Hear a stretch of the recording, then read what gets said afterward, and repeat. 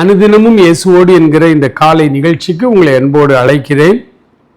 பிரியமானவர்களே, மத்தேயு 5ஆம் அதிகாரத்திலே தொடர்ந்து நம்ம ஒவ்வொரு வசனமாய் தியானித்து கொண்டிருக்கிறோம்.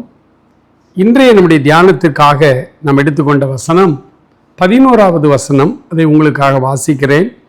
என் நிமித்தம் உங்களை நிந்தித்து துன்பப்படுத்தி பலவித தீமையான மொழிகளையும் உங்கள் பேரில் பொய்யாய் சொல்வார்களானால் பாக்கியவான்களாய் இருப்பீர்கள்.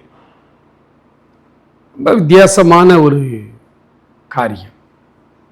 இந்த உலகத்தில் வாழ்கிற மனிதர்கள் அவர்களை யாராவது நிந்தித்து அவங்கள மேலே பொய்யான பழிகளை சுமத்துனா அவங்களால தாங்கிக் கொள்ளவே முடியாது. பொதுவாக மனித இயல்பு, நான் தப்பு செஞ்சிட்டா கூட இனிய சொன்னால் கூட பரவாயில்லையே, நான் தப்பு செய்யாமல் இருக்கும்போது என் மேலே அபாண்டமாக பழி சொல்லிட்டாங்களேங்கிறத பொதுவாக மனித மனம் அதை ஏற்றுக்கொள்ளாது. ஆனால் கிறிஸ்தவ வாழ்வு இந்த பூமியில் வாழும் பொழுது பல நேரங்களிலே இப்படி அநியாய பழி நம்மேல் சுமரும்.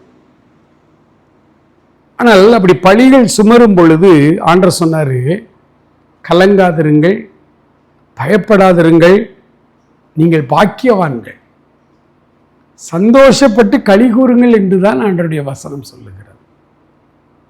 கிறிஸ்தவ வாழ்க்கையில் ஆண்டவர் நிமித்தம், ஆண்டவருடைய வார்த்தைகளை சொல்வதினாலும் ஆண்டவருக்காக ஊழியங்களை செய்வதினாலும் நம்மை நிந்தித்து துன்பப்படுத்தி பலவித தீமையான மொழிகளையும் உங்கள் பேரில் பொய்யாய் சொல்வார்களானால் பாக்கியவான்களாய் இருப்பீர்கள். இன்றைக்கி பல மாநிலங்களிலே ஆண்டவருடைய ஊழியத்தை செய்கிற மிஷினரிகளை தீவிரவாதிகள் என்று அடையாளப்படுத்துகிறார்கள்.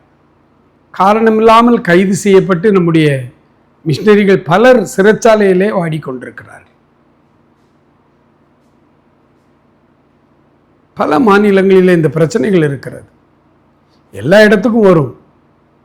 நாம் இப்போதே ஆயத்தமாக வேண்டும். நம்மையும் இப்படி அவர்கள் சொல்லுவார்கள். நல்ல ஒரு உதாரணம் பைபிளில் யோசேப்பு. அவர் மேல் அபாண்டமான பழி சுமத்தப்பட்டது. சிறைச்சாலையிலே போடப்பட்டார்.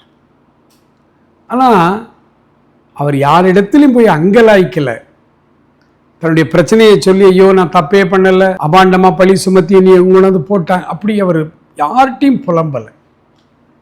அவர் எல்லாவற்றையும் மனதிலே வைத்து கொண்டார். ஏனென்றால் அப்படி நிந்தித்து உங்களை மேல் பொய்யான சொல்வார்களானால் நீங்கள் பாக்கியவான்களாக இருப்பீர்கள் என்று தானே ஆண்டவருடைய வசனம் சொல்லுகிறது. சந்தோஷப்பட்டு களி கூற வேண்டிய ஒரு காரியம். கொஞ்சம் கஷ்டம். இது நம்முடைய வாழ்க்கையில் கொஞ்சம் கொஞ்சமாக இதற்கு நாம் பழக வேண்டும். இது எடுத்த உடனே வராது. ஆனால் ஆண்டவரிடத்தில் ஒவ்வொரு நாளும் கேட்கணும், ஆண்டவரே, அபாண்டமான பழிகளை என் மேல் சுமத்தும் பொழுது நான் கவனமாக இருந்து அதை பாக்கியம் என்று நான் எண்ண வேண்டும். ஆண்டவரே, அந்த மனதை எனக்கு தாரும் என்று ஒவ்வொரு நாளும் காலையில் உங்கள் இருதயத்தை பக்குவப்படுத்தும்படி ஆண்டவருடைய சமூகத்திலே காத்திருப்போம். ஆண்டவர் தாமே இந்த நாள் முழுவதும் நம்மை ஆசீர்வதிப்பாராக. ஆமென்.